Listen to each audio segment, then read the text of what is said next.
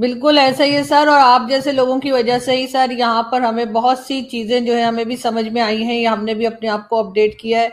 आपसे बहुत कुछ सीखने को मिलता है सर। आज यही बात करेंगे सर। एक तो ये ट्रैक 2 ट्रैक 3 सर, ये क्या हो रहा है, और दूसरा सर आप लोगों के यहाँ 6 लोगों की जाने गई थी जब ये ऑपरेशन सिंदूर के वक्त, तो उनकी लिस्ट आई है सर। इस वक्त क्या जरूरत पड़ी? ये मतलब बहुत लेट आप लोग बता रहे हैं, या आपको लगता है कि ये जरूरी था? ये वो वाली बात है ना, आप लेट सुन रहे हैं इसलिए आपको लेट लग रहा है। हम्म। आप लोगों को ये लेट सुनने में आया है, ये आपकी प्रॉब्लम है, मेरी प्रॉब्लम तो है नहीं। मुझे लगता है आप, मेरे ख्याल, वो मेरे जाबाज में, क्योंकि वो मेरे रेजिमेंट का है इसलिए मैं बोल रहा हूँ। हम्म। दिनेश जो है वो 5 फील्ड का जवान है। एक इसी तरह मुरली जो है वो मेरा 851 लाइट रेजिमेंट का है। मैं मतलब इन दो के ऊपर तो मैं अथॉरिटेटिवली बात कर सकता हूँ, बाकियों के लिए शायद उतनी अथॉरिटेटिवली ना कर पाऊँ। बट मेरे पास तीसरा नाम जो है पवन का, वो भी बिकॉज जो 10 डिव है जो उसमें दिखाया जा रहा है, तो मेरी रेजिमेंट वहीं पर है। कहाँ है वो एक अलग बात है। बट मुझे तो नहीं समझ आ रहा कि देर से बताया जा रहा है या अभी बताया जा रहा है। देखिए, मैं आज आपको दुनिया का प्रोसेस बताता हूँ। आपके यहाँ प्रोसेस हो या ना हो मुझे नहीं पता, मैं दुनिया की बात कर सकता हूँ। दुनिया में वॉर मेमोरियल्स में आपका नाम दर्ज करने के कुछ पैरामीटर्स होते हैं। सो उन पैरामीटर्स को अगर वो आदमी पूरा करता है तो उसका नाम वॉर मेमोरियल में डाला जाए। अब क्योंकि आपको ये समझना पड़ेगा कि war memorial that means country ने एक ऑफिशियल वॉर डिक्लेयर करी है, और उसमें अगर किसी आदमी की शहीदी होती है तो उसका, उस शहीद का नाम उसमें डाला जाता है। तो ये लॉजिकली मैं बात कर रहा हूँ कि दुनिया भर में इसी तरह से वॉर मेमोरियल बनते ही इसीलिए हैं कि कंट्री वॉर पर गई थी। हम्म। अब जो प्रॉब्लम आई थी ऑपरेशन सिंदूर के दौरान, ये दिनेश और मुरली का तो मुझे इसलिए पता है क्योंकि ये मेरे रेजिमेंट के हैं। तो इनके तो घर पूरे पूरे फिल्म मिलिट्री ऑनर्स के साथ, स्टेट ऑनर के साथ इनको फ्यूनरल मिला था। तो इसमें छुपाने वाली तो बात कोई हो ही नहीं सकती। न्यूज़पेपर्स में आया था। मेरे आर्मी की रेजिमेंट से, आर्टिलरी की रेजिमेंट से वहां एक डिटैचमेंट गया था। प्रॉपर सलामी शस्त्र कर कर फायर किया गया था। तो छुपाने वाली तो कोई बात आ ही नहीं सकती। लेकिन जहां तक आपका इंप्रेशन है कि पहली बार, तो यस, मैं मानता हूं कि पहली बार ये डिस्क्लोज किया जा रहा है कि उनका नाम भी वॉर मेमोरियल में लिखा जाएगा, क्योंकि उसका एक प्रोसीजर है। एंड उसका प्रोसीजर में जो टेक्निकलिटी आती है कि वॉर डिक्लेयर हुई नहीं, आपके हमारे बीच में operation Sindoor was not a war. तो इसलिए उसके पैरामीटर्स डिसाइड करने में, क्योंकि अगर आप इस तरह से अगर कोई भी आदमी बॉर्डर एरिया में अगर किसी भी वजह से किसी हादसे में मारा जाता है तो ठीक है, वो शहीद होता है, लेकिन हर एक का नाम वॉर मेमोरियल में नहीं डाला जा सकता। हम्म। सो उस पॉइंट ऑफ व्यू से it has taken us time. Yes, मेरे को खुद लगता है कि इतना टाइम नहीं लगना चाहिए था। But well, that is how the bureaucracy moves. Ministry of defence में चीजें थोड़ा स्लो होती हैं, प्रायोरिटी अलग अलग होती है।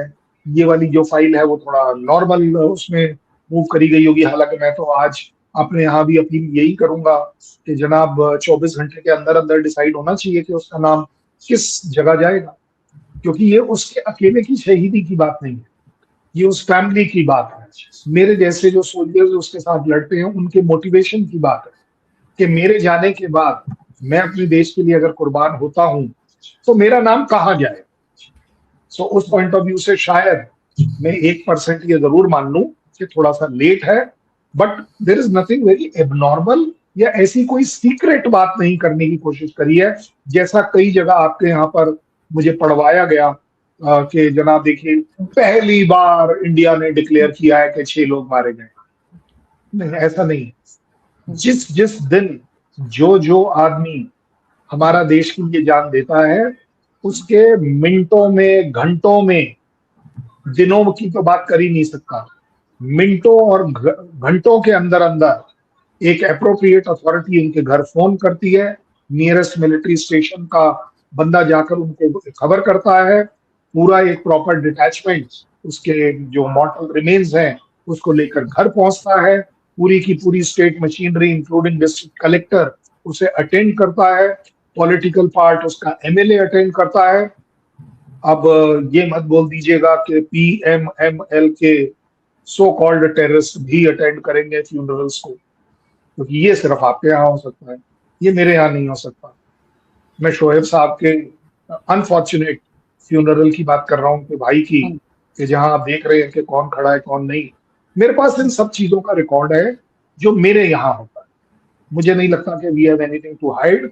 Yes, I am little sad, मैं थोड़ा दुखी हूं इस बात से कि हमें नियरली 1 साल से ज्यादा लग गया कि उनका नाम उस जगह ले जाया जाए जिसको हम बड़ा पूजनीय स्थान बोलते हैं, दैट इज दी गवर्नमेंट।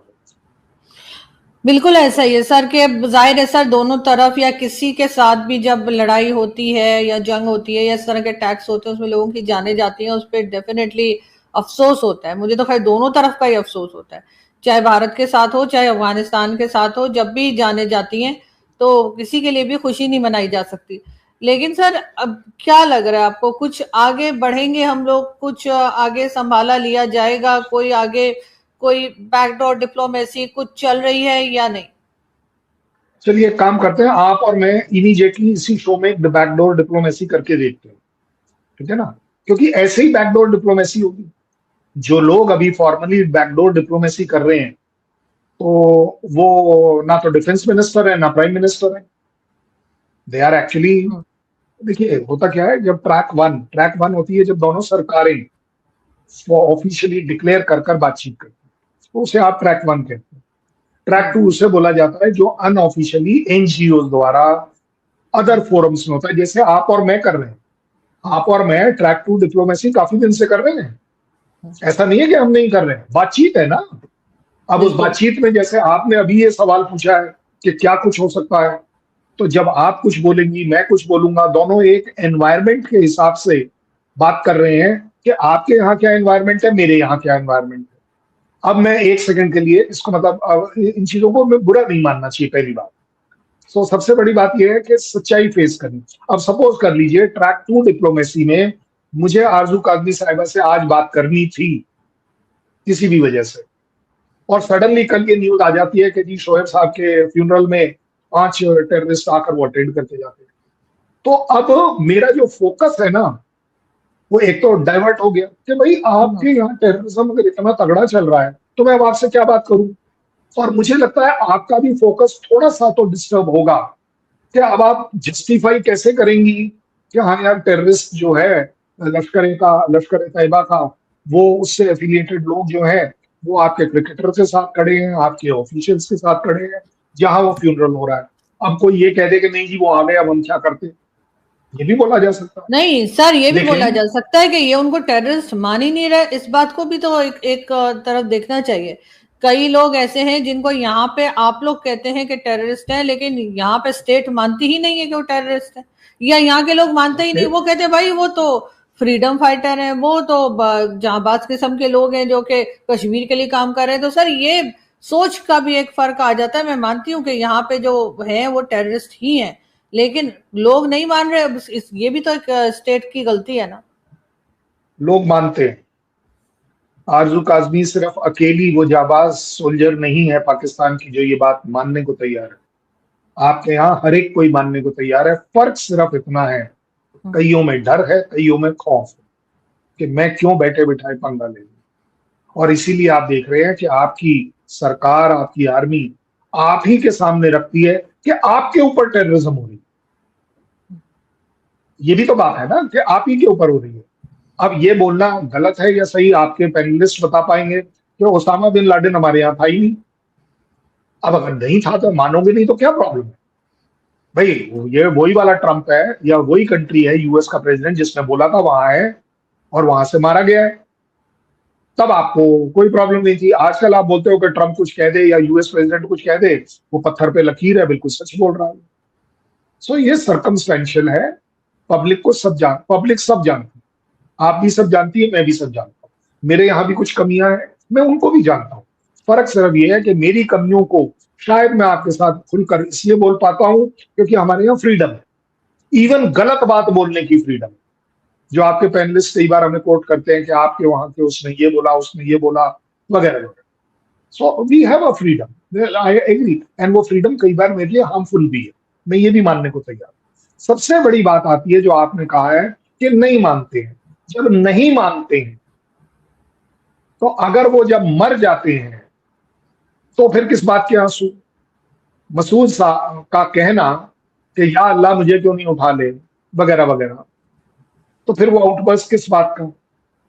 अच्छा चलिए कोई बात नहीं, आप ना मेरी मानिए ना आपकी मानिए, सीधी सीधी एक लाइन, किस में आपका विश्वास है ये बता दीजिए। आप किसके बोलने पर विश्वास कर लेंगी कि हाँ so and so is a terrorist? बताइए किसका, कौन सी ऐसी ऑर्गेनाइजेशन है, कौन सा ऐसा आदमी है कि जो ये बोल दे कि हाँ जी ये टेररिस्ट है तो आप मान जाएंगे? सर ऑब्वियसली इन लोगों का नाम तो खैर यूएन में भी लिखा हुआ है, ऐसा नहीं है कि सिर्फ भारत ही कह रहा है। जब यूएन में ये लिखा तो हुआ है तो फिर बचा क्या? फिर मेरे से क्यों पूछ रहे हो? हाँ, आप वीडियो के ऊपर अपना सुझाव दे सकते हैं। आपको वीडियो किस तरीके चाहिए कमेंट बॉक्स में ज़रूर बताइए। चैनल को लाइक शेयर और सब्सक्राइब कीजिए। जय हिंद।